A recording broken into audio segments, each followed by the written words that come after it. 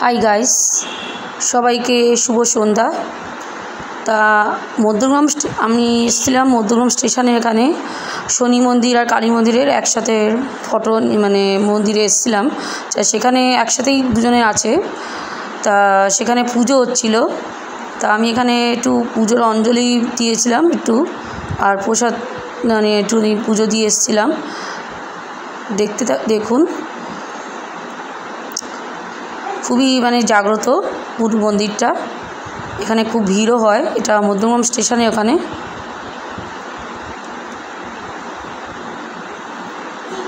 শনি কালী মন্দির একসাথে আছে, আর ওই পাশেই শিব ঠাকুরের ফটো দেখতেই পাচ্ছেন।